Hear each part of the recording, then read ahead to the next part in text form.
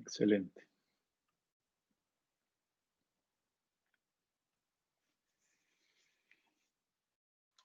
Bueno, vamos a ver si Jitsi anda bien y nos refresca la pantalla como corresponde, no como nos pasó el otro día que se quedaba frisada, pero bueno, si llegan a notar que se frisa o que pasa algo raro, por favor me avisan así. Profe, yo le quería preguntar algo antes de arrancar la clase. ¿Ya tienen definido cómo nos van a calificar? No, todavía no hay una indicación precisa. Okay. Por lo pronto, en esta próxima semana yo voy a postear ahí en el Moodle, en la plataforma, un ejercicio que es así de entrega con evaluación.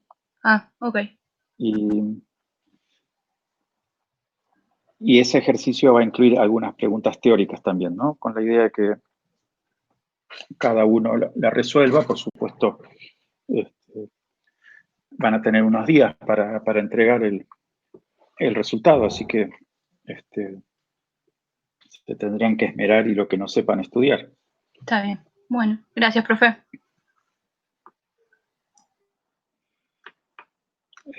A ver, Nahuel, problemas de sonido.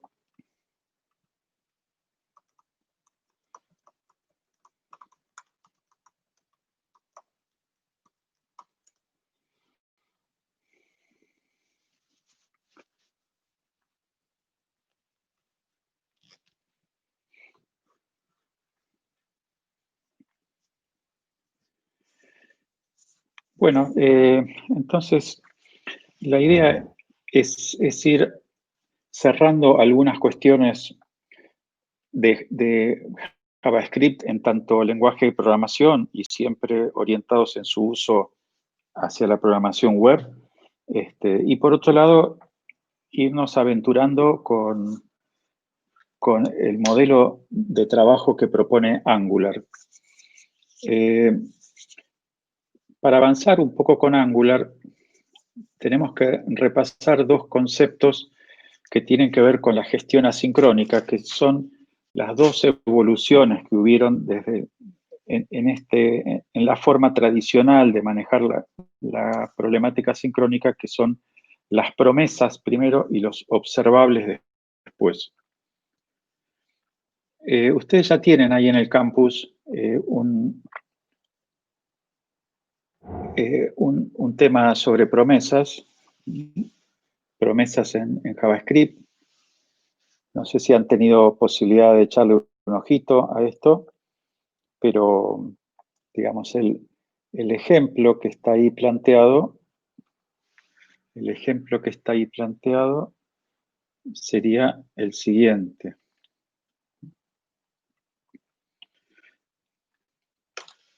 Sería bueno si ustedes quieren cargar este JSBin en vuestras computadoras. Es el que está indicado ahí en el posteo de la plataforma. Pero entonces acá, digamos, tenemos las dos versiones. ¿Se alcanza a ver? O bien todos tienen a disposición el JSBin.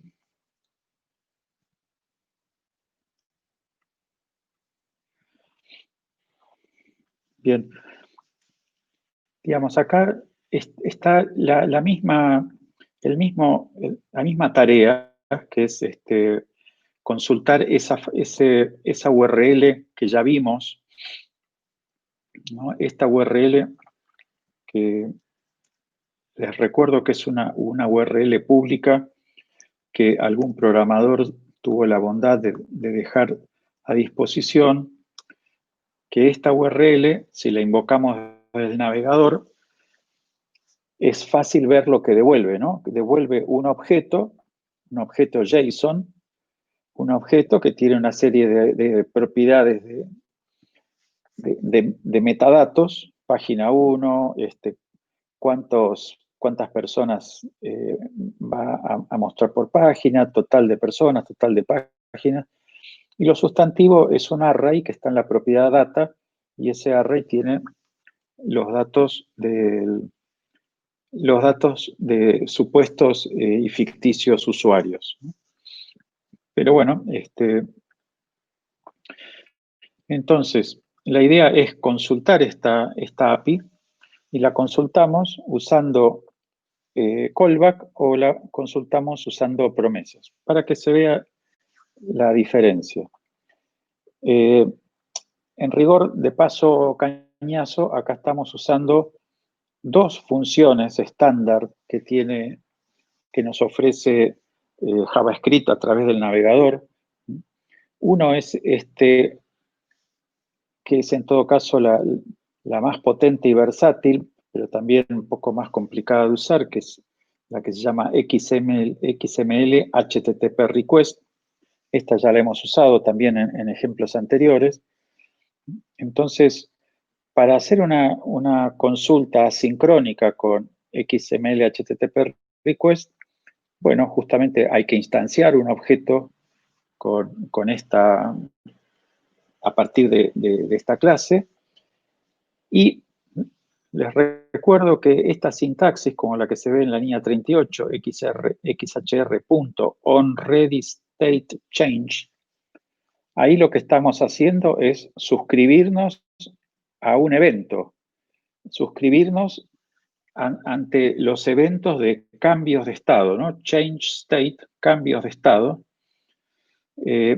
Digamos, un método que empiece con el prefijo on es muy probable que se trate justamente de la registración a un evento. Es una forma bastante establecida, así como práctica de esas de uso no escrito en ningún lado, pero ¿cómo se lee esto? On ready state change. En caso de, ¿no? El on en inglés vendría a ser en caso de que haya un cambio de estado, ¿qué hacemos? Bueno, eso es lo que le tenemos que indicar a XHR, que si se produce un cambio de estado es cuando nosotros estamos interesados ante ese cambio de estado. Y lo que hacemos es justamente a ese cambio de estado le pasamos la función callback, que es la función que queremos que ejecute cuando se produzca un cambio de estado, pero no cualquier cambio de estado. Queremos que la función callback recién la ejecute cuando el ready state sea 4, que eso mirando la documentación, ready state 4 quiere decir que completó la consulta, y que el status es 200, también en la documentación comprobarán que status 200 quiere decir que la consulta fue con éxito. Digamos, puede haber concluido la consulta, pero haber devuelto página no encontrada o cualquier otro estatus de error. Por lo tanto, digamos, cuando XHR publica un cambio de estado, nos suscribimos a él, con lo cual, cuando la línea de ejecución pasa a la línea 38, bueno, Nahuel, la sextena es la vencida, dice. La sexta la vencida. Decía, cuando la línea de ejecución pasa por la línea 38, no se ejecuta nada en ese momento.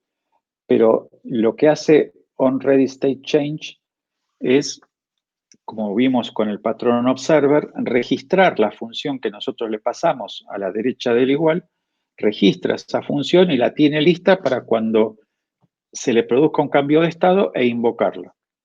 Bien. Así que, digamos, la línea 38 forma parte de la configuración de lo que queremos hacer con XHR. En la línea 52 todavía estamos en la etapa de configuración. Les decimos que nosotros queremos abrir XHR y usar el método get de HTTP. HTTP tiene el método get, el método post, put, delete, esos son los 4 principales. El get es el que se usa siempre que uno quiera obtener datos del del web server, que es el caso que tenemos entre manos, ¿no? Queremos traernos esa lista de usuarios que está disponible donde en esa URL target, que esa URL target está definida, se la vamos a pasar como argumento a la función. También como intención de lograr que la función sea lo más pura posible, es decir, que la función buscar datos no necesite de nada por fuera de los argumentos que le pasamos. En la línea 54 es cuando recién ahí y a partir de ahí XHR empieza su misión, ya sabe que tiene que invocar el método GET del HTTP, apuntar a esa URL y sabe también que cuando el resultado vuelva tiene que invocar nuestra función callback. Bueno, todo eso puede demorar algún segundo en producirse. Pero entonces, analizando esta función, lo que vemos es que por mucho esfuerzo que nosotros hagamos, no logramos que sea una función pura. ¿Por qué? Porque el efecto de la función no va a estar dado en un return. O sea, acá no tiene ningún sentido que esta función returne nada, porque para cuando la línea de ejecución llegó a la línea 54, todavía XHR todavía no recuperó los usuarios desde el web server. Así que si acá pusiéramos alguna suerte de return, ese return devolvería algo vacío. O tendríamos que detener la ejecución hasta que se produzca el callback, y eso en principio no es algo que querramos hacer, si bien hoy por hoy JavaScript ofrece una técnica vía lo que se llama async await, de si nosotros necesitamos esperar la respuesta, esperarla y volver, digamos, sincrónico un método que es asincrónico. Pero no lo podemos hacer siempre y en todo momento porque justamente la gracia es que en esos segundos que debiera quedarse detenido el hilo de ejecución, bueno, si hacemos eso con cada una de las búsquedas y consultas, no habría navegador que lo soporte, quedaría completamente achanchado porque estaría todo todos los hilos de ejecución en espera. Bueno, entonces, acá abajo está la zona de pruebas, acá abajo es donde está declarada la URL que vamos a ir a buscar, y se invoca la función buscar datos, que es esta que acabamos de ver, y inmediatamente después se invoca la segunda variante, que es buscar promise. Así que si ejecutamos esto, tuki tuki, ¿no? Las dos veces hizo lo mismo, fue a la misma URL y obtuvo el mismo conjunto de datos. Bien, vamos a ver entonces cómo cambia la fisonomía de esto si en vez de usar la técnica de callbacks, usamos la técnica de promesas. Si bien, digamos, a los efectos de mantener lo más parecido posible las dos variantes, seguimos ahí ofreciendo o presentando la función callback. Pero vamos a ver las diferencias. Digamos, lo que, más allá de esta función buscar promise que enmascara la prueba para que sea fundamentalmente más fácil la ejecución del ejemplo, lo que nos interesa es lo que aparece aquí a partir de la línea 60. Entonces, en vez de estar usando XML HTTP request, que como digo es un método, es un objeto muy potente, pero también antiguo, entonces este objeto no está pensado todavía en términos de promesas, así que más adelante JavaScript y esencialmente la API que la W3C define para los navegadores, o sea, no es parte del código nativo de JavaScript, pero sí es parte de la librería que todo navegador tiene que disponibilizar al programa JavaScript que corre dentro del navegador. Bueno, esa función es esta fetch. Esta función fetch es mucho más concisa. Fíjense que en estos 3 renglones hacemos lo que acá nos llevó estos 10, 15 renglones, ¿no? Pero entonces, esta función fetch ya está pensada para que devuelva una promesa. Por eso es que volvemos a poder usar en forma acabada la noción de funciones puras, porque fíjense que ahora fetch recibe como argumento la URL a la que tiene que apuntar y recibe también este pequeño objeto que le pasamos como argumento, que le indicamos el método y alguna cuestión más de configuración del procedimiento HTTP, pero fetch le devuelve un resultado y ese resultado lo guardamos en la variable promise.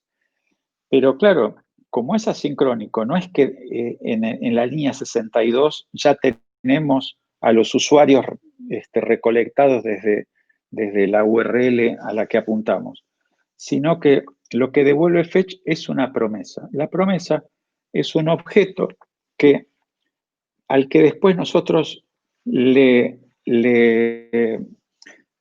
lo usamos más adelante donde querramos, y toda promesa tiene implementado el método den, y entonces al invocar el método den del objeto promesa, ahí nosotros pasamos la función. Fíjense que acá hay una función puesta con el método de la flecha gorda, ¿no? Es decir, lo que nosotros sabemos es que por la especificación de una promesa, esa promesa va a invocar el método den, devolviéndonos, escupiendo aquello que la función fetch retorna. Entonces, eso que retorna, no necesariamente tenemos por qué saber a priori qué tipo de objeto es. Eso, en este caso, lo que corresponde es ir a buscarlo a la documentación de JavaScript en el navegador.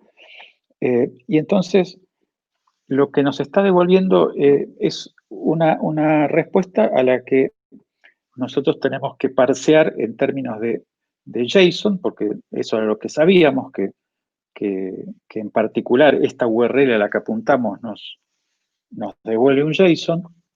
Y entonces ese resultado JSON, a su vez, lo volvemos a agarrar con el otro método den, y ahí ya tenemos en nuestras manos los datos propiamente dichos que llegaron del web server. Entonces, una promesa, así lo sugiere el nombre, es la promesa de que cuando esté disponible aquello que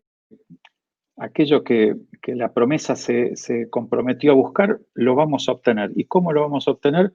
A través del método den. Al método den nosotros tenemos que pasarle una función, y esa función va a ser invocada por la promesa una vez que la promesa esté cumplida. Por lo tanto, digamos, este método que ven, sí, bien digo, esta función que recibe response y devuelve response.json, bueno, esto es la función que le estamos pasando a este primer punto den.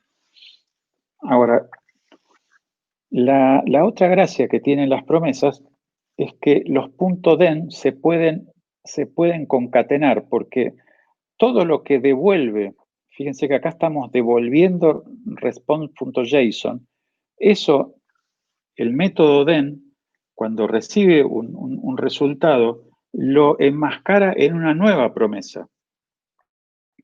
Por lo tanto, digamos, promise.den, este primer punto den, lo que termina devolviendo es a su vez una promesa, con lo cual a ese resultado lo puedo enganchar de vuelta y atajarlo de vuelta con un punto den.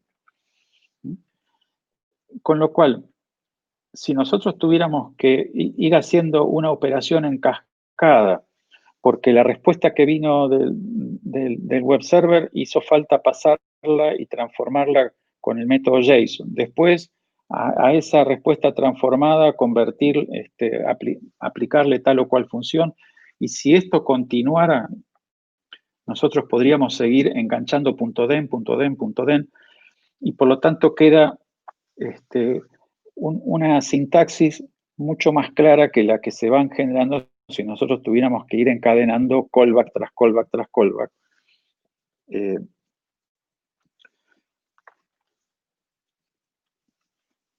Bueno, no sé si estoy diciendo lo suficientemente claro.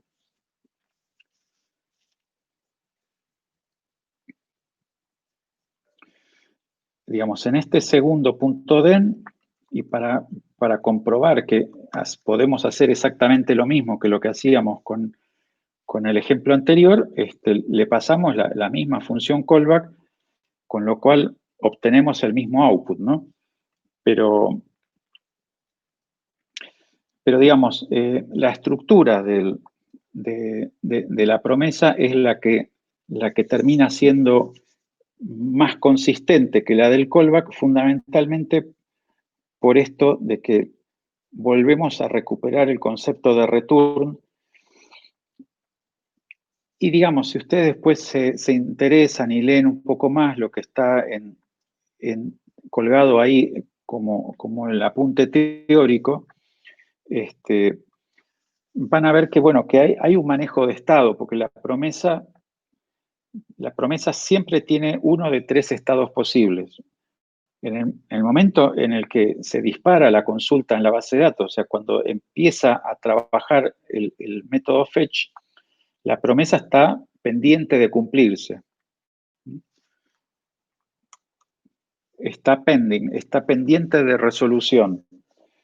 Cuando fetch logra recuperar los datos de la base de datos, será fetch la que se encargue de ejecutarnos el método den, y eso es indicativo de que la promesa se cumplió y se cumplió satisfactoriamente. Si desde el servidor se hubiera detectado algún error, entonces en vez de ejecutar el método den, fetch hubiera ejecutado el método catch.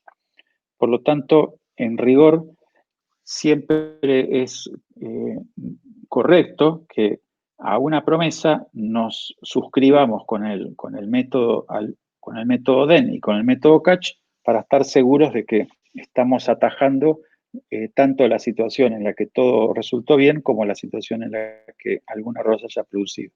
Y no dejar el punto catch sin indicar, porque por ahí lo saben de otros lenguajes de programación, cuando hay una excepción dando vueltas, si uno no la ataja, esa excepción sigue yéndose para arriba en el stack de ejecución y puede terminar haciendo caer alguna función a más alto nivel, y eso puede, no sé, por ejemplo, podría ser que el navegador trastabille o que si estuviéramos del lado servidor, que se nos caiga el servidor.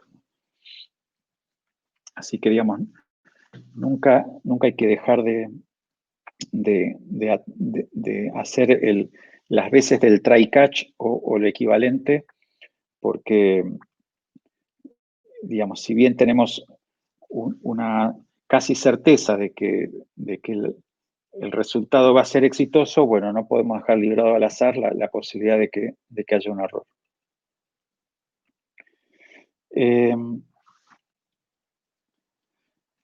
Bueno, ¿por qué se llamará den el método, ¿no? Porque, digamos, si le pusieron den, es por algo, ¿no? Digamos, si acá a continuación le pongo el punto catch, todavía se va a entender mejor.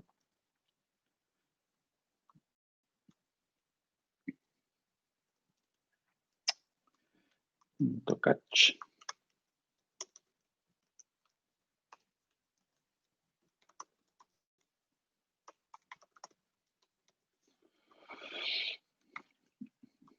Bueno, entonces, como la promesa justamente puede resultar exitosa o puede terminar generando un error, entonces esto se lee if promise resulta con éxito, then ejecútese esto, else ejecútese el catch.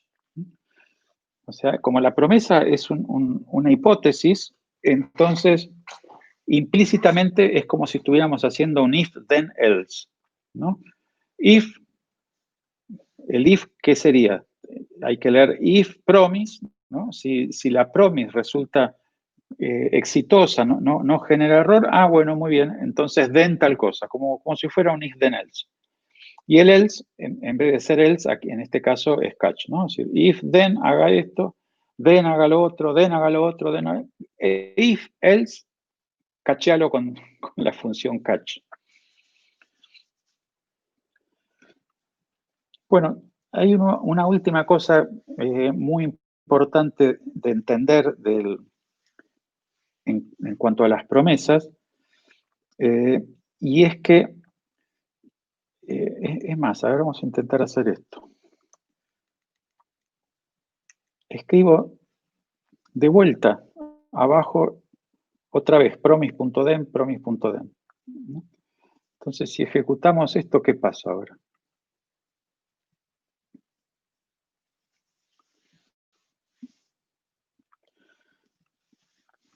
Bueno, no se está notando el efecto porque debe estar pisando el output. A ver, vamos a mirar un segundito cómo estaba esto. Claro, vamos a hacer una cosa. Vamos a ponerle otro punto de anclaje. Vamos a decir que la promise 1 la meta acá y la promise 2 la meta acá. A ver si es cierto. Entonces, acá abajo, al invocar...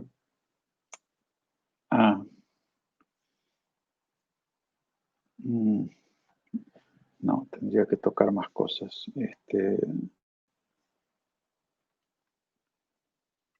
Bueno, ya estamos jugados, hagámoslo. Acá voy a necesitar un ouch.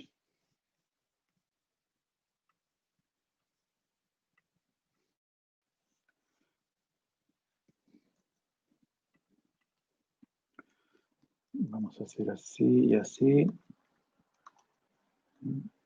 Entonces, que esta salga por 1 y esta por promise 2 y les paso las dos funciones callback acá a buscar promise. Entonces, buscar promise sería 1 y 2. Y entonces acá y acá ejecutamos la 2. A ver si todo esto funciona. No, ahí hay un error.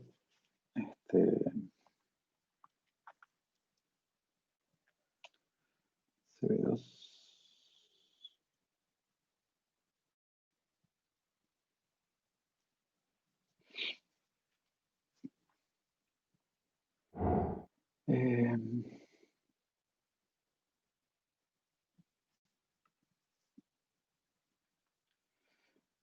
CB.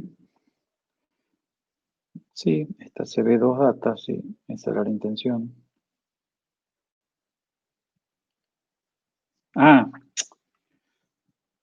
No, sí, está bien. CB2, CB3.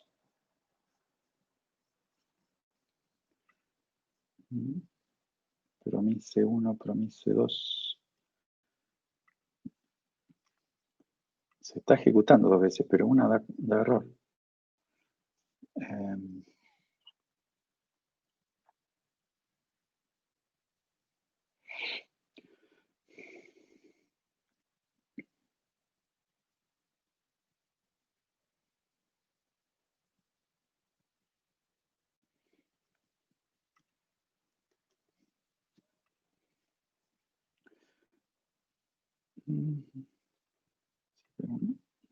Dos.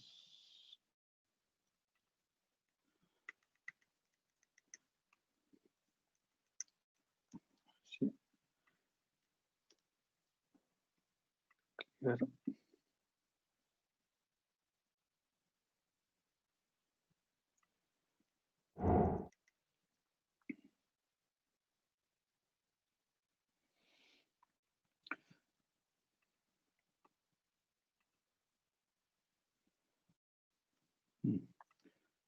A ver,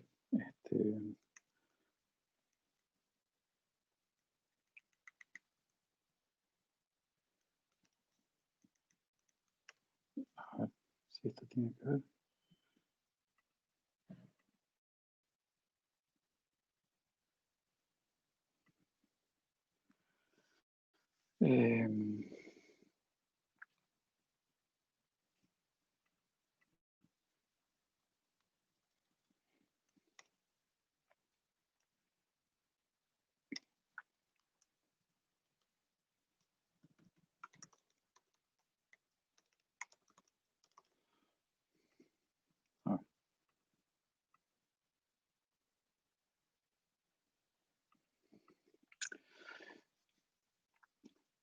No, está bien.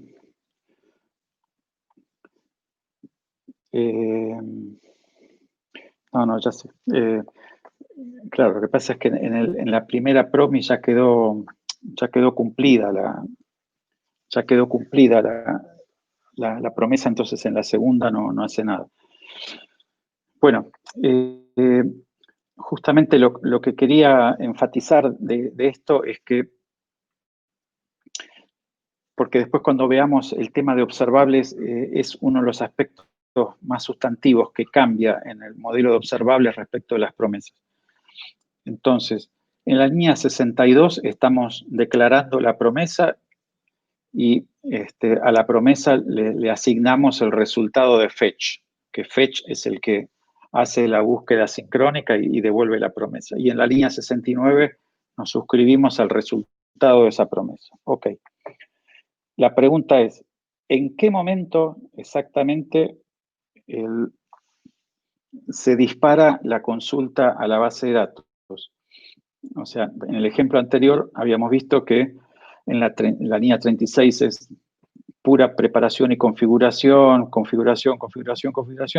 Cuando llega al xhr.send, en ese momento, si pusiéramos ahí un analizador de tráfico, veríamos que es en ese momento en el que empieza la búsqueda, la búsqueda de los datos en la base de datos. Bueno, acá uno se podría preguntar, ¿no?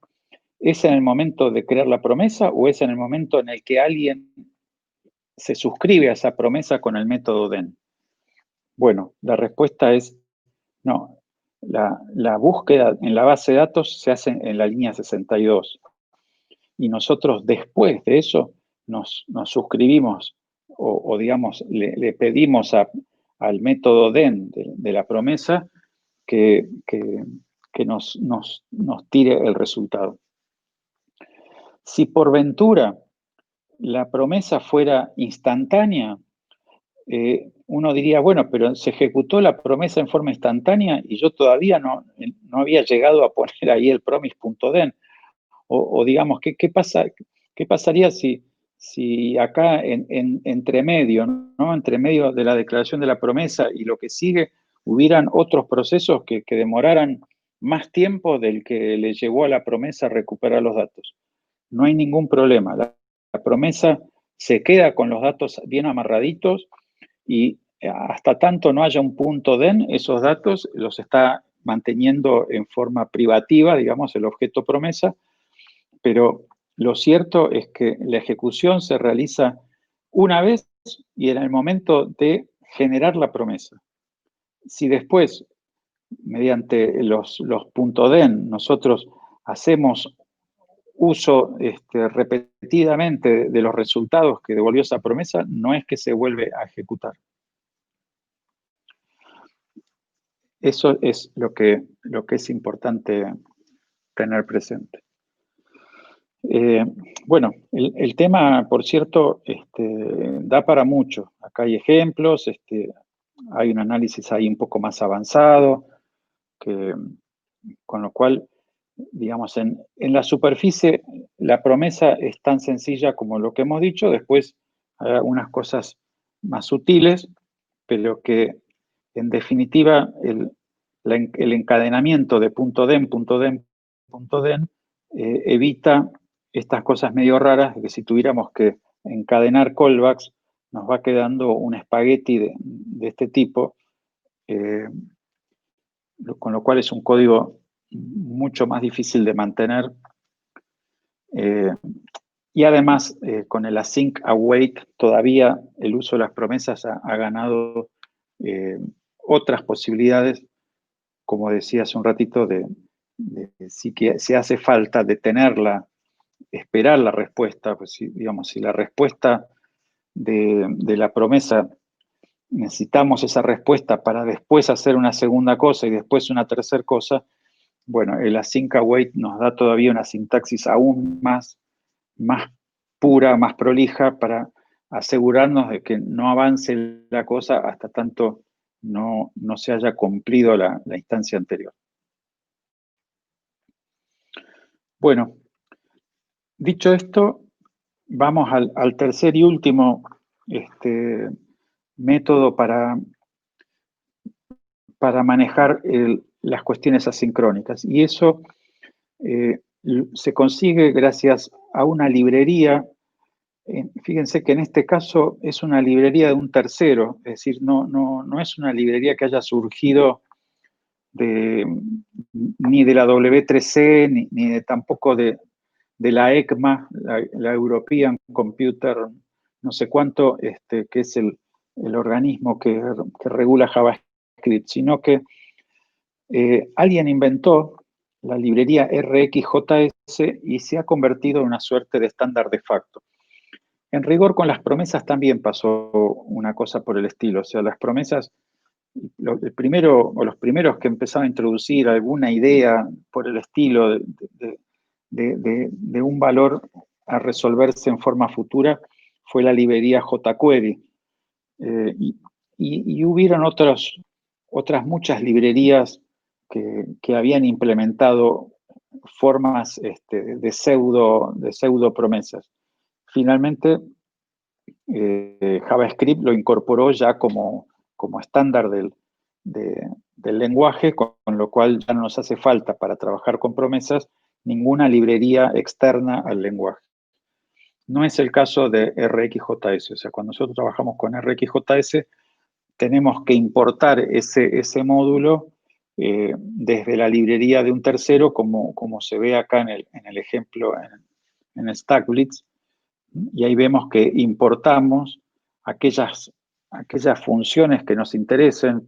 En este caso vamos a hacer un ejemplo básico con el objeto observable, que es el más importante de esta librería RxJS.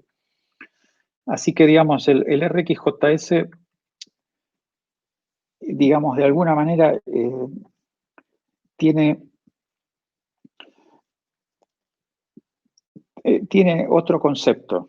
Tiene otro concepto en el sentido que lo que hacemos ahora ya no es puntualmente, como veíamos en el caso de la promesa, puntualmente invocar una función, en el caso que vimos recién, la función fetch, y simplemente ver cómo hacemos para que ese resultado quede atrapado por el objeto promesa y nosotros hacer uso de ese resultado cuando mejor nos venga. No, porque como vimos recién, quisimos hacer uso dos veces de ese resultado, digamos, volviendo a invocar la promesa de nuevo, y la promesa ya estaba cumplida y por lo tanto no pudimos hacerlo. Bueno, la idea de los observables es la de conectar dos extremos. El extremo asincrónico, es decir, el extremo que produce datos pero en forma sincrónica, con un interesado, por eso la palabra observable, que tiene que ver con el patrón observer, pero la cuestión es que es como si nosotros uniéramos con un caño una canilla de agua y la manguera con la que estamos regando, ¿no? Entonces, a partir de ahí, si nosotros abrimos una vez la canilla, en la otra punta sale agua, cerramos, deja de salir agua, volvemos a abrir, vuelve a salir agua. Digamos, lo que hacemos es conectar dos extremos y dejarlos conectados.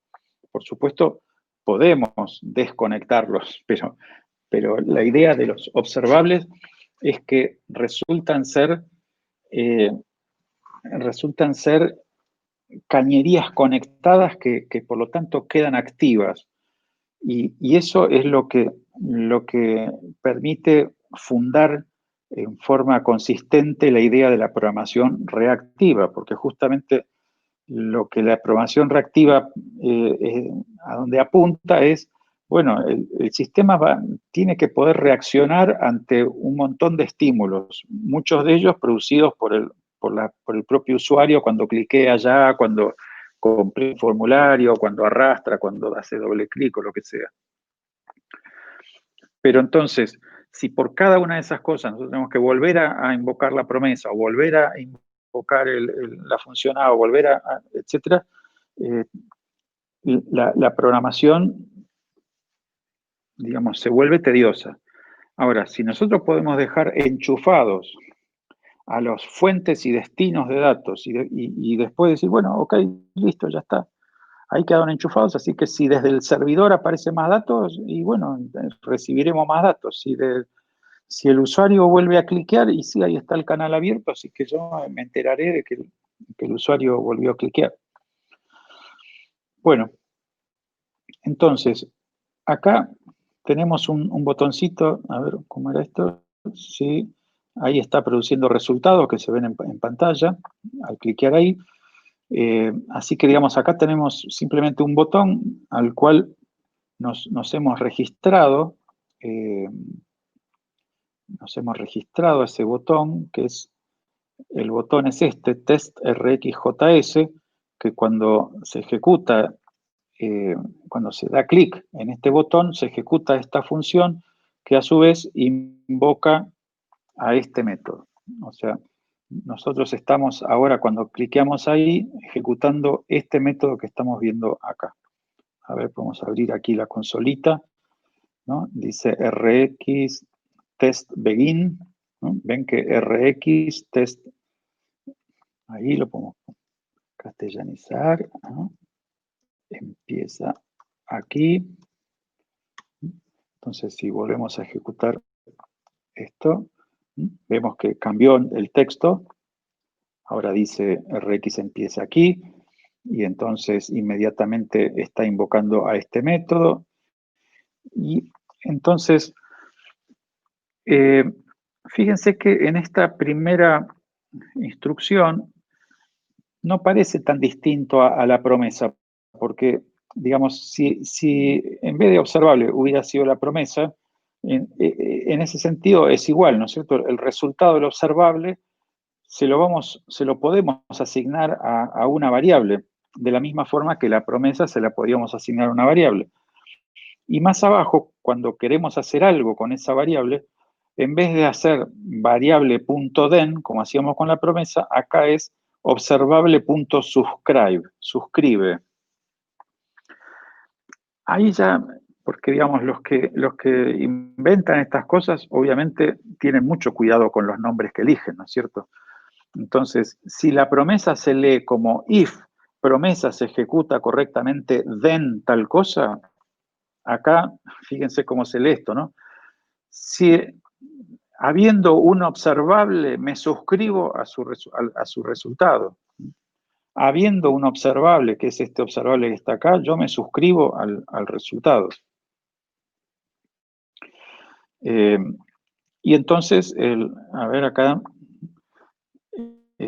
acá tenemos un console log que cada vez que el observable emite algo, se va a ejecutar esto, y entonces vemos que en la ejecución se produce varias veces este console log, ¿no? 1, 2, 3, y como acá está escupiendo un número, sí, está escupiendo un número, ese número va aumentando de a 100 y por eso vemos este output de esta forma. Acá estamos usando una pequeña función de JavaScript que nos permite setear un intervalo, es decir, un intervalo de 500 milisegundos, con lo cual, si ejecutamos esto, vemos que tuk, tuk, tuk, tuk, simplemente para mostrar que justamente esto no necesariamente ocurre en forma instantánea, sino que pueden ser cosas que se suceden en el tiempo. En este caso lo detuvimos al cabo de 2 segundos, pero ven cómo el el objeto observable podría seguir emitiendo indefinidamente y nosotros, a través de esta suscripción que nos hacemos del observable, estar escuchando indefinidamente lo que pasa en la otra punta. Así que, digamos, si bien sintácticamente y la forma de uso es bastante similar, porque hacemos variable x igual a la promesa o variable x igual al observable, y después, si la promesa era promesa.den, esto es objeto.suscribe. Bien, acá entonces, y esta es la otra tremenda diferencia, que es si nos preguntamos lo mismo, ¿no? En relación a la promesa, digamos, acá esta función que estamos viendo acá, que es la función que el observable, en este caso, que es la función que el observable ejecuta y que empieza a escupir datos cada 100 milisegundos, en este caso, podría ser cualquier cosa, ¿no? Podría ser la búsqueda de registros en la base de datos. ¿En qué momento se ejecuta? ¿Se ejecuta cuando se produce este new acá arriba o se ejecuta recién cuando algún interesado se suscribe? Bueno, la respuesta es esto último. Y por eso es que finalmente el concepto del observable es completamente distinto, es muy distinto al de la promesa. Porque, digamos, nosotros cuando configuramos la variable observable acá arriba y la asociamos a la función observable, lo que estamos haciendo es configurar un proceso que puede ser cualquiera, puede ser una búsqueda en la base de datos o este timer, digamos, que va a emitir cada 100 milisegundos, no, cada 500 milisegundos. Pero eso queda a la espera de que alguien lo ejecute. ¿Y cuándo se ejecuta? Justamente cuando invocamos el método subscribe de la variable esta observable. Por lo tanto, digamos, también a los efectos de entender un poquito cómo se entiende esto, y fíjense que, digamos, el método suscribe es parte de la API de observable, por lo tanto, esa es la palabra, no podemos usar cualquier otra palabra. Pero acá arriba, ¿no? En la función, que es una función inventada por nosotros, ¿no? Porque es la función que queremos que sea tratada a través del observable, a esa función yo le puse el nombre suscribe, justamente para que se establezca la correspondencia. O sea, lo que nosotros estamos haciendo cuando ejecutamos el método suscribe acá abajo, cuando hacemos observable.suscribe, lo que estamos haciendo es ejecutar esta función que estamos pasando, que le hemos pasado como argumento al constructor del observable. Así que eso es lo que de alguna manera también nos ayuda a tener más claro, más evidente que el momento de la ejecución lo da el momento de la suscripción y no el momento de la creación del objeto observable. Y de hecho, entonces, acá estamos teniendo sucesivas suscripciones, y por eso es que acá aparecen más cosas. No solo aparece subscription con función 100, suscripción con función 200, sino que aparece intercalado este otro output de esta otra suscripción, ¿no? Y por lo tanto vemos que esta función, entonces, acá se invocó dos veces. Una vez en esta primera línea y otra vez en esta segunda, donde le estamos pasando, donde la función que va a atajar el resultado del observable es un poquito distinta, y en todo caso acá estamos viendo que, y esto también es bastante común en JavaScript, que por esta cuestión polimórfica, nosotros le podemos pasar a suscribe una función, como en el primer caso, o le podemos pasar un objeto a condición de que ese objeto tenga implementado el método next, error y complete, porque esa finalmente es la API que el observable espera, porque como vemos por acá arriba, donde el observable, cuando quiere emitir un nuevo dato, va a estar ejecutando esta propiedad next del objeto que le hemos pasado como argumento. Bueno, acá abajo hay más ejemplos, y tienen un apunte completo, y la documentación, por suerte, es muy buena, la de RxJS. Y esta librería la usa Angular por todos lados, y se usa muchísimo en muchísimas librerías de JavaScript, e incluso está portada a unos bastantes otros lenguajes de programación, con lo cual, digamos, esta es una librería muy importante, muy potente, que, digamos, vale la pena estudiarla un poco y tomarle confianza. Su uso es sencillo, la verdad que es sencillo, pero tiene una serie de operadores que hacen cosas realmente mágicas. Ya vamos a ir viendo algún ejemplo concretamente, no los quiero ahora llenar con más información. Bueno,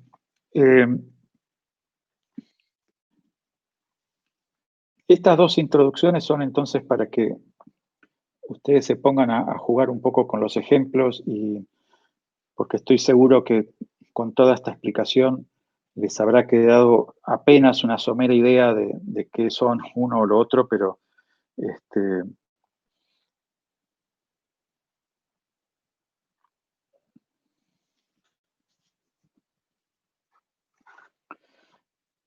sí, el Event Listener,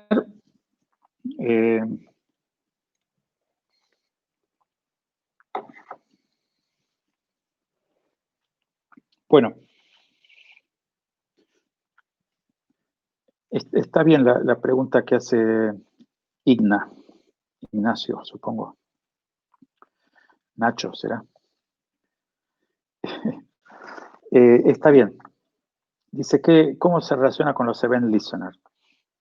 Bueno, yo les recuerdo que nos encontramos ante dos escenarios de las situaciones asincrónicas, ¿no? El escenario donde queremos suscribirnos a eventos.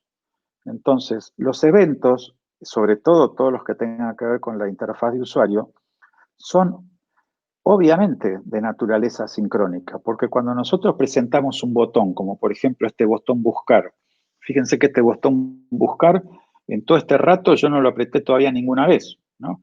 Es decir, toda la interfaz de usuario, pero no solo de la web, sino de cualquier interfaz gráfica que presente botones, controles, desplegables, campos de input, lo que sea,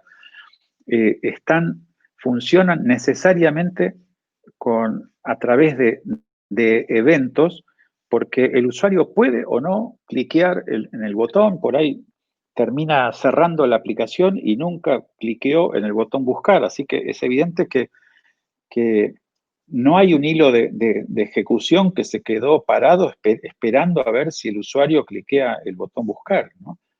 ¿Se imaginan con la cantidad de controles que termina habiendo en una interfaz de usuario si el sistema tuviera que tener hilos de ejecución detenidos por cada uno de ellos? No habría computadora que alcance. Entonces,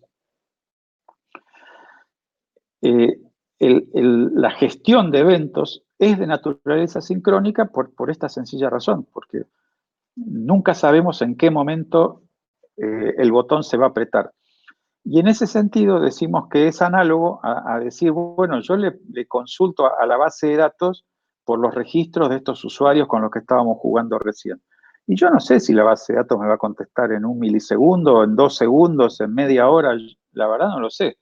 Por lo tanto, para mí el tratamiento es igualmente asincrónico, el de la suscripción a un evento, que el de recurrir a un método que yo sé que va a demorar porque en el medio hay toda una conexión por internet y demás.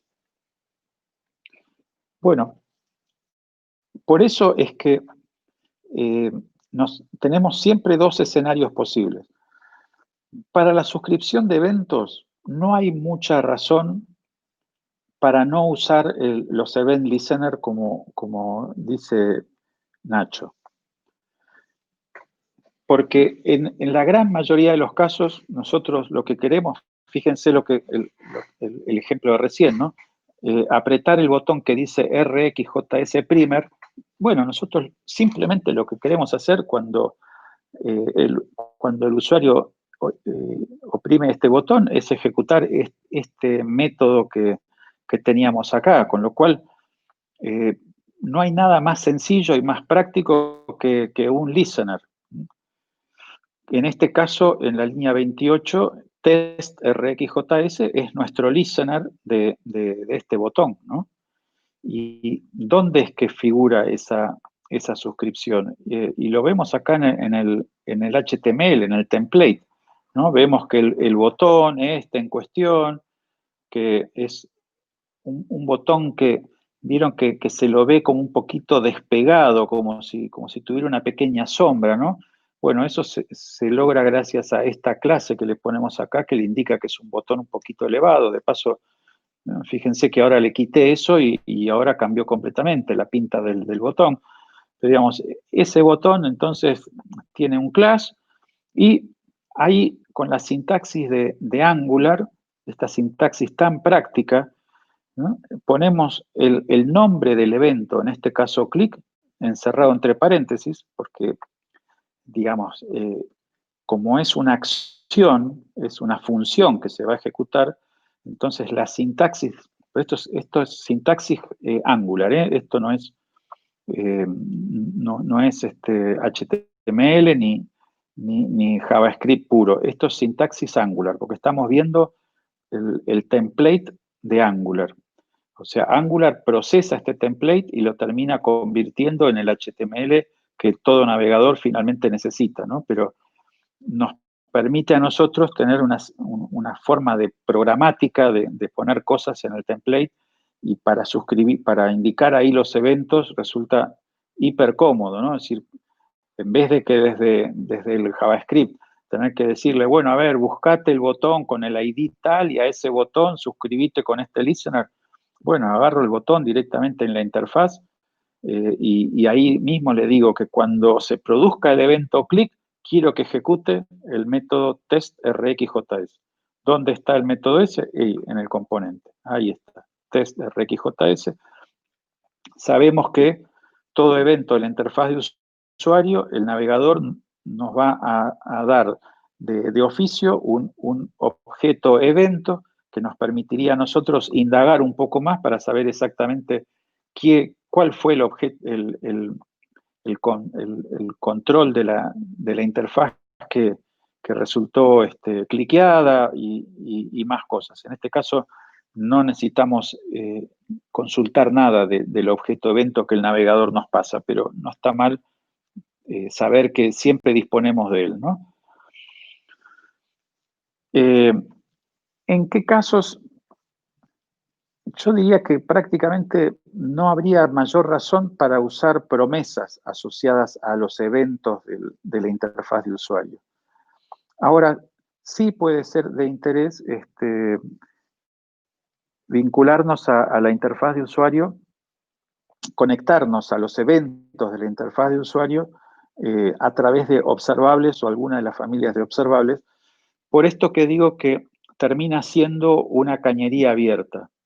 Entonces ahí sí se nos abren algunas otras posibilidades y voy a tratar de prepararles algún ejemplo para la vez que viene para que se vea con más claridad cómo se podría hacer el uso de eso. Pero porque digamos, lo que seguro es al revés, ¿no? Es decir, cuando desde el componente nosotros necesitamos mandarle cosas al template, ahí sin duda el observable es de extremada utilidad, porque cualquier variable que cambie dentro de nuestro componente no hace falta tener que decirle al template, mira, tenés que volverte a renderizar porque acaba de aparecer un nuevo usuario en escena. No, como queda todo conectado, cualquier variable que cambie a nivel del modelo, el template se entera solito, sin que nosotros tengamos que decirle,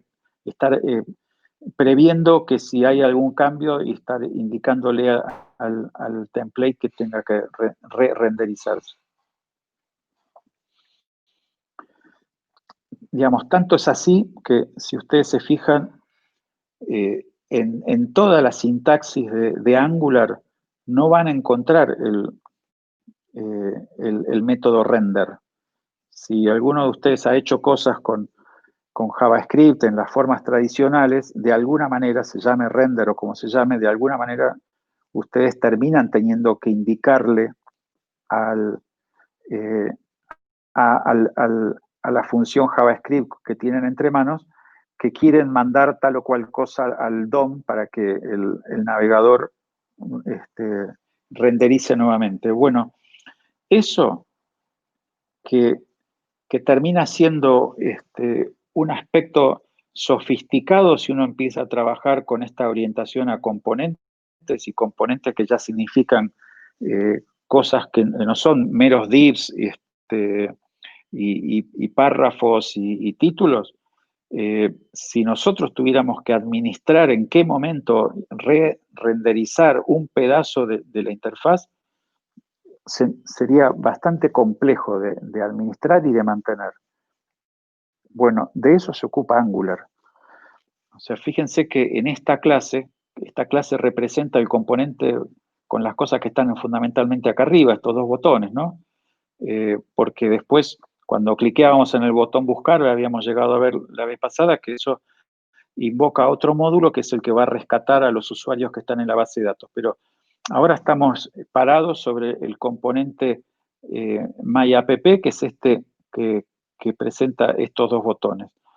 Bueno, acá, digamos, empieza una clase TypeScript con un constructor y 1, 2, 3, unos 4 o 5 métodos, pero todos ellos están orientados a ejemplificar el uso de observables.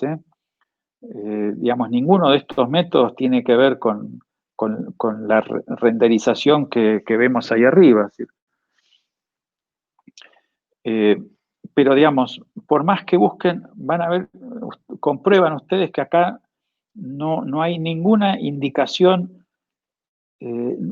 hay prácticamente cero referencia a que esta información que está acá termina apareciendo en la pantalla de alguna manera. ¿Cómo nos vinculamos con el template, que es en definitiva lo que se ve en pantalla? Y nos vinculamos de dos maneras. Por ejemplo, este título que está acá, que es una propiedad dentro de esta clase AppComponent, ese título lo estamos referenciando en el componente. Acá, cuando nosotros queremos referenciar en el componente una propiedad que está indicada en la parte TypeScript, ponemos el nombre de la variable encerrada entre un par de llaves, como ven acá. Por eso es que acá se termina renderizando esto, ¿no? Una nómina de usuarios. Si volvemos acá y cambiamos algo acá, lo ponemos así, ven que inmediatamente inmediatamente, ¿por qué? Porque al haber tocado esta propiedad, el template detecta que hay un dato cambiado y por lo tanto Angular solo se ocupa de activar a nivel del DOM el cambio que haya que hacer. Y digamos, no hay tal magia, sino que lo que hace Angular es que esta información que nosotros estamos viendo acá, que se parece mucho a un HTML, y que en definitiva, por eso es un template, ¿no? Porque es la forma en la que le decimos, mira, yo quiero que muestres las cosas más o menos de esta forma, ¿no? Con este fondo púrpura, con este botón que dice buscar y este otro botón con tal cosa. Bueno, todo eso, la mejor sintaxis posible es la que, digamos, tiene toda la lógica del HTML. Pero eso, como ya sabemos, es simplemente un template. Angular, en el momento que compila esto, construye un pedacito de DOM y ese pedacito de DOM, él se encarga de enchufarlo al DOM principal y entonces cuando eso termina en manos del DOM principal, el navegador dice, ups, me acaban de agregar cosas, yo tengo que refrescar la interfaz y se refresca. Pero entonces, ¿qué es lo que termina pasando? Que esta propiedad título, de la cual nosotros tenemos una referencia acá, es la misma referencia que queda asignada a una propiedad en el DOM, con lo cual estamos viendo tanto desde acá, desde el componente Angular, como desde el DOM, estamos viendo idénticamente la misma posición de memoria, con lo cual todo lo que le pase a esta variable título le está pasando al DOM.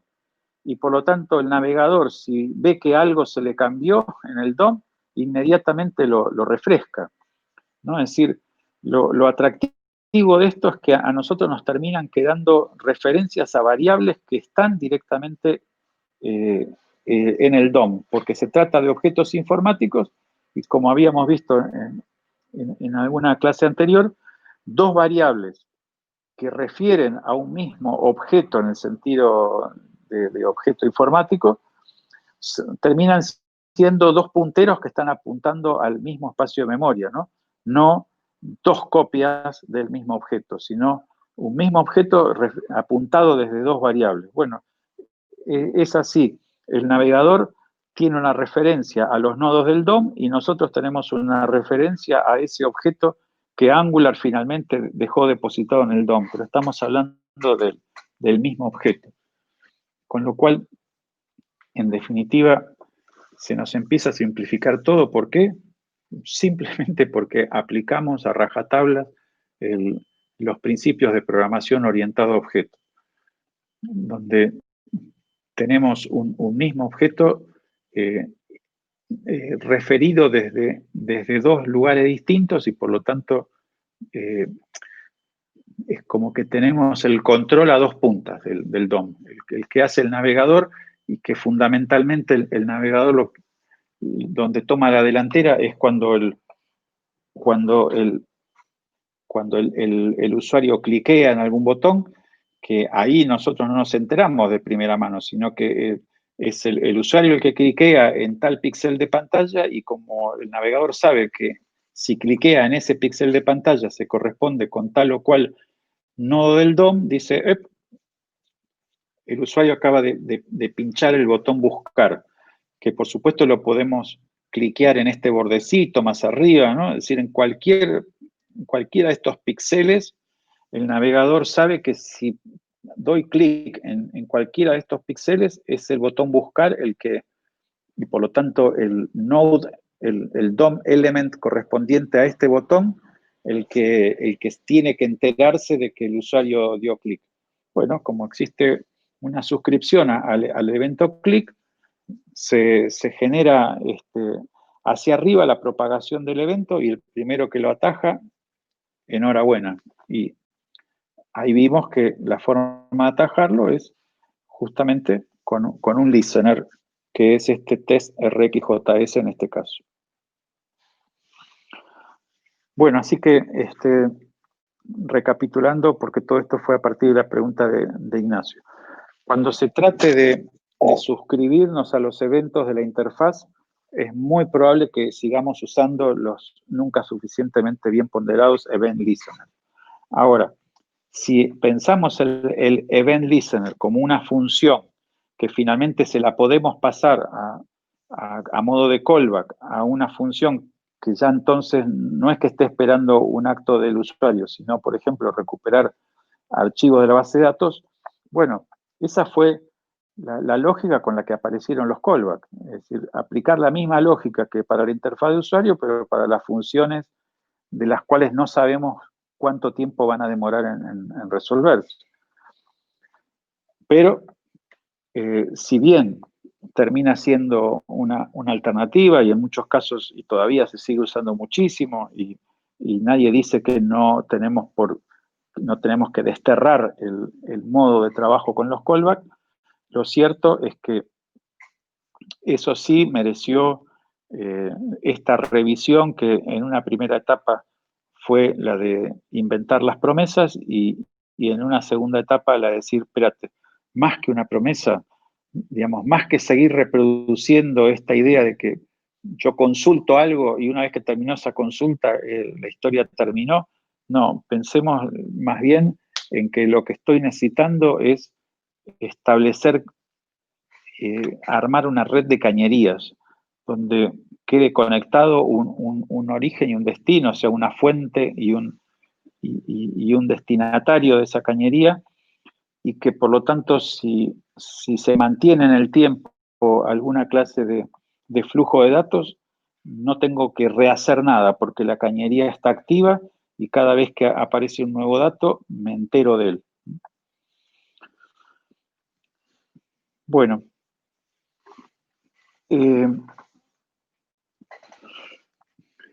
hoy vamos a cortar en unos minutos. Es el cumpleaños de mi hijo, así que no puedo extenderme demasiado. Pero repasemos un poco lo que habíamos empezado a ver la vez pasada de la arquitectura de Angular. La arquitectura de Angular tiene como pieza fundamental el componente, y el componente tiene tres partes. Tiene el componente propiamente dicho, que es donde está la clase, en este caso se llama app component, que es donde está la clase que contiene el modelo y la lógica del modelo de datos que necesitamos. El template, que sería el HTML con más las posibilidades que nos permite Angular, y los estilos que en particular necesitara el componente en cuestión para hacer su trabajo. ¿Cómo se vinculan las tres cosas? A través de esto que está acá. Esto que está acá es también una técnica muy usada hoy por hoy en casi todos los lenguajes de programación, que es la llamados annotations. ¿Alguno de ustedes conoce uso de annotations en otros lenguajes?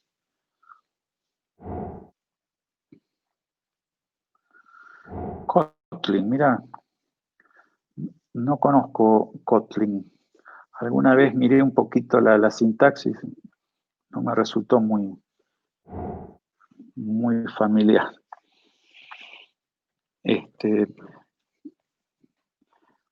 Bueno, Eugenio ahí menciona en Java. Qué bueno. ¿Dónde viste Kotlin, Leandro? ¿En la facultad o en otro, en el trabajo? ¿Y qué hacen con Kotlin? ¿Qué tipo de aplicativo? Ah, para Android, claro. Qué bueno. Bueno, en algún momento nos podrías preparar algo y nos mostrás algún trocito de programación para que veamos todos la pinta de Kotlin. Y ciertamente está haciendo falta una asignatura en la carrera que se meta con la programación de los dispositivos móviles, ¿no? Porque como ahí se nos complica la vida porque tenemos el mundo iOS, el mundo Android, y en definitiva hay mucho esfuerzo hoy por hoy. Digamos, yo ya era un adulto cuando Java propuso la máquina virtual y se cumplió eso de escribir una vez, ¿no? Write one y run everywhere. Escribí una vez y ejecuta esto donde vos quieras. O sea, Java fue el primer lenguaje que logró que, escribir un mismo fuente, un mismo programa fuente y poder ejecutarlo en un Linux, en Windows, una Mac o cualquier otro ambiente y obtener resultados muy homogéneos, no sé si idénticos, pero muy homogéneos. Y entonces en el 95 habíamos celebrado con champaña el fin de esa era en la que si alguien escribía un programa, lo escribía para Windows y entonces se perdía la posibilidad de ofrecerlo para Mac o para Linux y viceversa, ¿no? Pero duró poco, porque aparecen iOS por el lado de Apple y Android por el lado de Google, por mencionar estos dos que son los más importantes al día de hoy, y otra vez estamos en la situación de que no tenemos una forma de escribir programas que nos sirvan para todos los ambientes.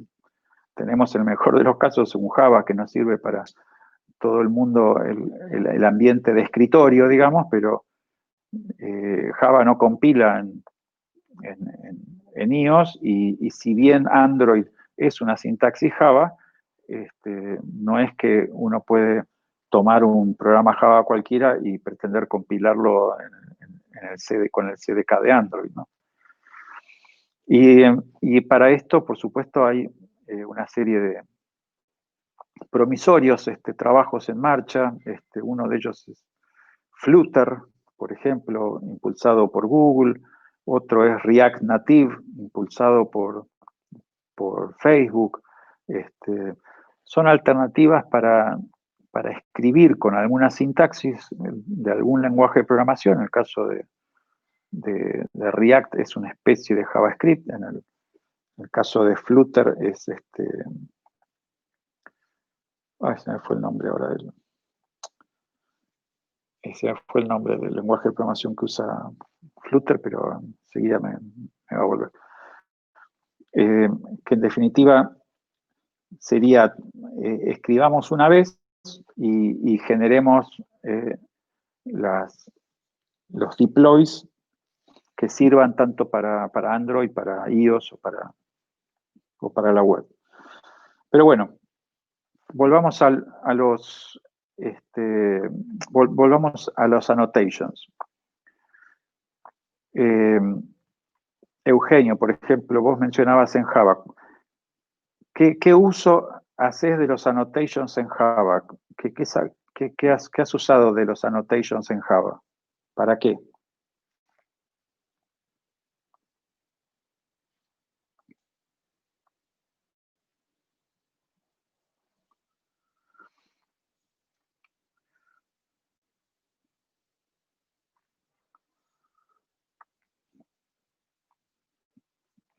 Sí, Eclipse es el IDE, ¿no? Con el que escribimos y administramos los programas fuentes, pero el annotation, ¿para qué te servía?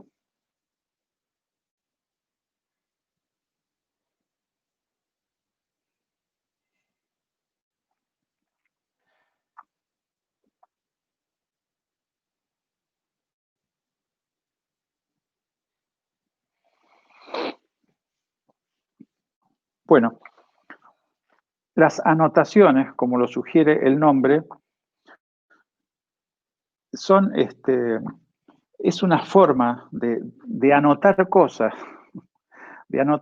que se agregan en el programa fuente, pensando, sí, ahí está eso, pensando en que después va a haber algún parser, alguien se va a ocupar de analizar esas annotations y hacer con esas annotations lo que venga bien. Entonces, esto Java de entrada lo ofreció como una forma de poner comentarios antes de cada método con una sintaxis determinada, pero se pone como comentario, ¿no?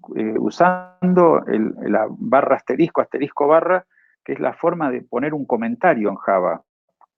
Con lo cual, obviamente, esa annotation que se pone a modo de comentario no va a incidir en absoluto en el programa compilado. Es decir, el programa compilado no va a tener ningún rastro del annotation.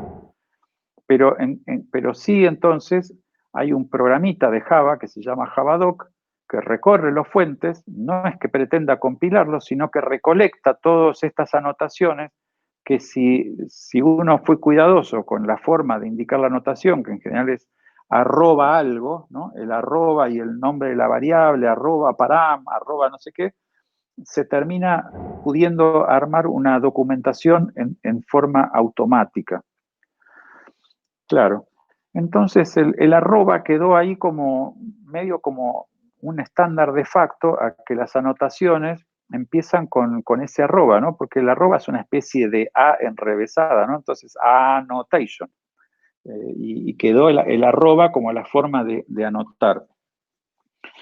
Bueno, fíjense que acá en la línea 6 es arroba component. Bueno, porque el arroba component es una annotation de Angular. ¿Por qué necesitamos una annotation? Porque lo que sigue en la línea 11, que dice export class app component, esta es la forma de declarar una clase en TypeScript y por lo tanto, digamos, Angular no tendría que saber que esta clase tiene alguna particularidad si no fuera porque la precede una annotation.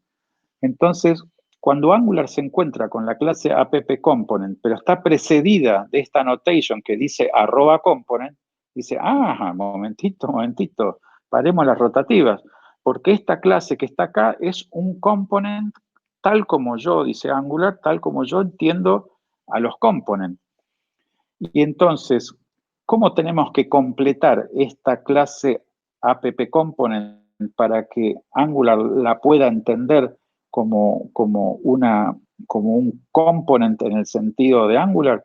Y pasándole al menos estas tres propiedades que están acá arriba, el selector, la indicación de dónde está el template y la indicación de dónde están el o los estilos. Entonces, ven que ahí dice template URL, ¿no? Y dice ./appComponent.html. Bueno, es esto que está acá. Por lo tanto, digamos, es otro file que está en la misma carpeta que el file que tiene el arroba component. Por lo tanto, le estamos diciendo, en esta misma carpeta, busca el appComponent.html. Ahí está. Bueno, al decir que ese archivo que se llama appcomponent.html es el template URL, es lo que le hace saber a Angular que entonces el template asociado a esta clase JavaScript, a esta clase TypeScript, appcomponent, el template asociado es ese. Y si nosotros tenemos estilos particulares para esta clase appcomponent, bueno, se lo indicamos de la misma forma, indicándole la URL donde están el archivo con los estilos, que también está en la misma carpeta, con lo cual, y es este que está acá, que tiene apenas estas 3 líneas de código, ¿no? Entonces, esta anotación es la que, precediendo el nombre de clase, es la que le hace saber que del universo de clases que puede haber en nuestra carpeta de trabajo, aquellas que tienen esta anotación, Angular las va a entender y tratar y por lo tanto compilar y nos va a exigir a nosotros que cumplamos todo lo necesario para que esta clase se convierta en un component, en el sentido de Angular. Una cuestión no menos significativa es que acá la anotación no deja de ser una sintaxis válida para TypeScript. O sea, esto no deja de ser una invocación de función, porque, digamos, la palabra o el carácter arroba es un carácter válido. O sea, la función se llama @component, la C mayúscula, @component. Y ven que hay un par de paréntesis, y yo lo que le estoy pasando a esa función component como argumento es este objetito con las tres las tres propiedades que Angular necesita para configurar ¿qué? La clase que se indica a continuación. Pero entonces esta es una diferencia no menor, que la forma de anotar cosas en Angular no es a través de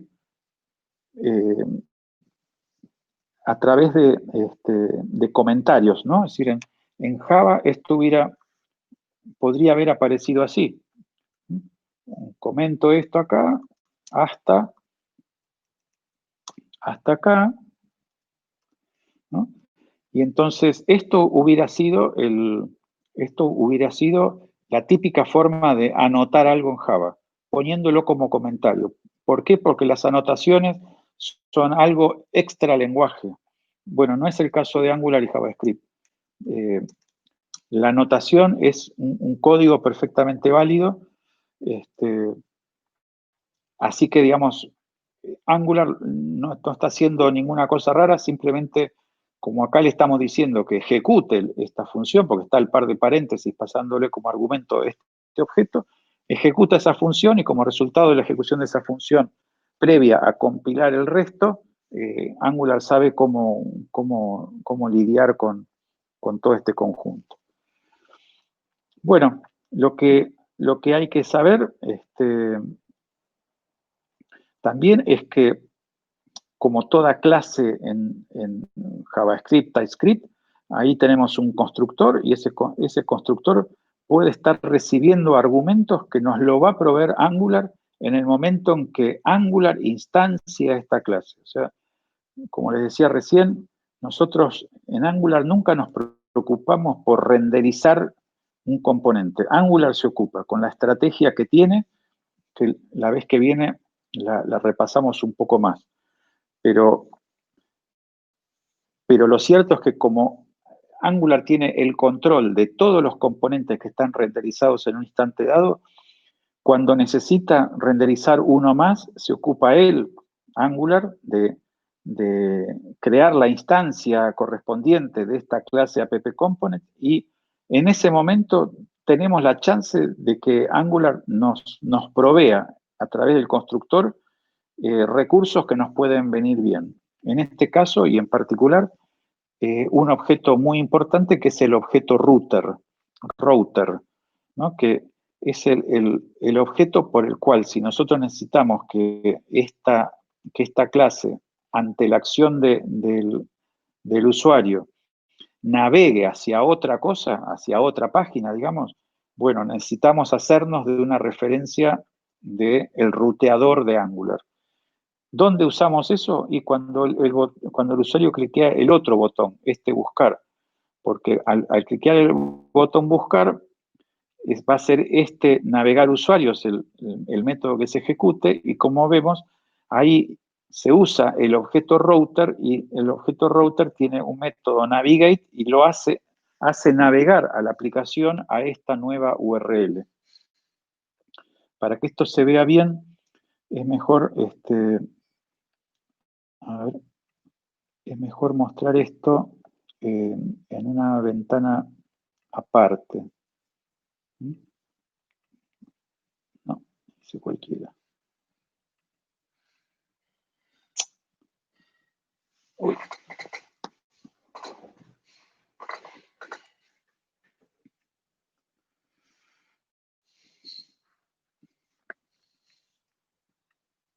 Ahí está. Bueno, ahí estoy ejecutando entonces la aplicación en una ventana aparte. Entonces, fíjense en la URL, al clicar el botón buscar, tuki, ven que ahora la URL cambió. Ahora dice /usuarios/listar.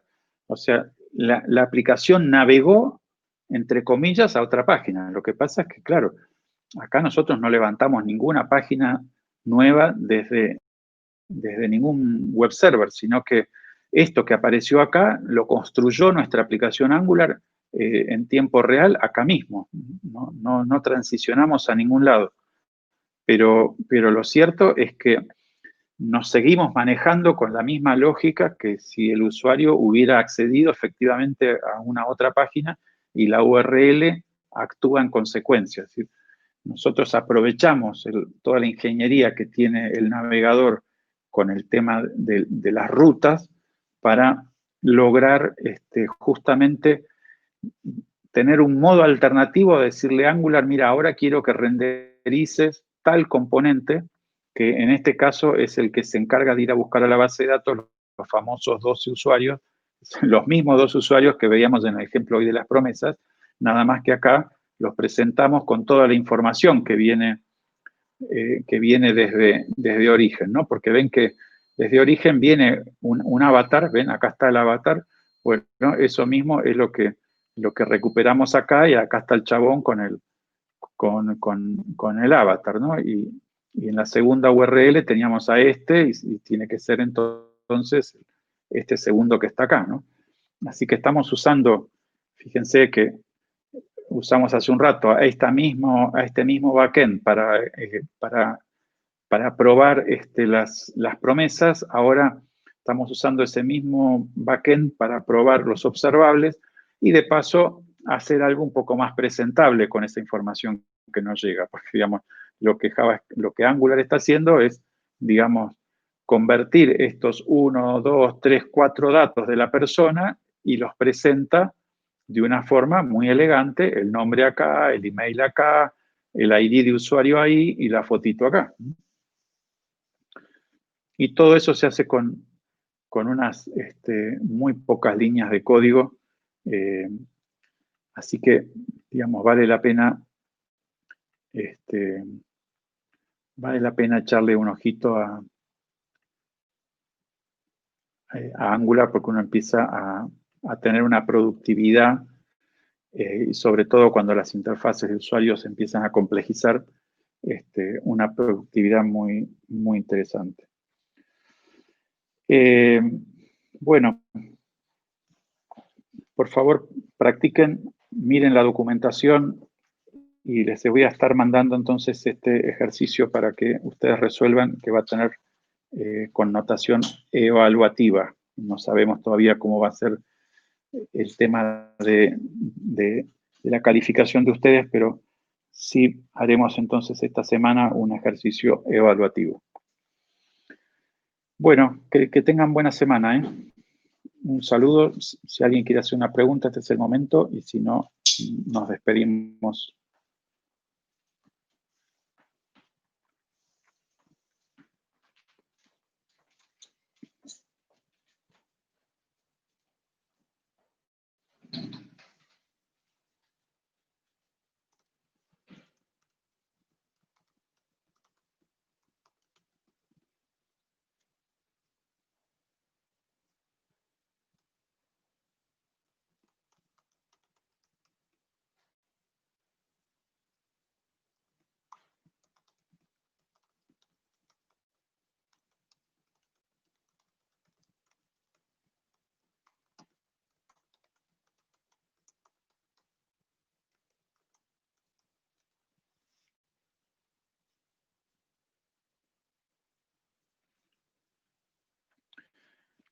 Ahí me preguntan por la documentación de Angular.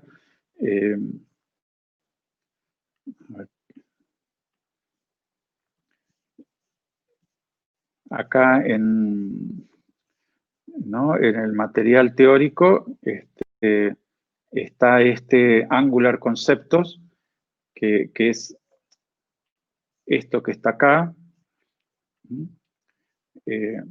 Fíjense que hay cerca de 50 filminas, así que acá tienen para entretenerse.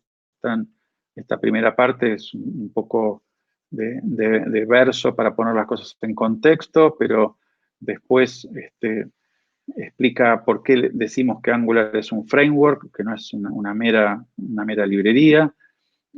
Acá está explicado básicamente cómo están organizadas las librerías. Acá está explicado lo de programación reactiva.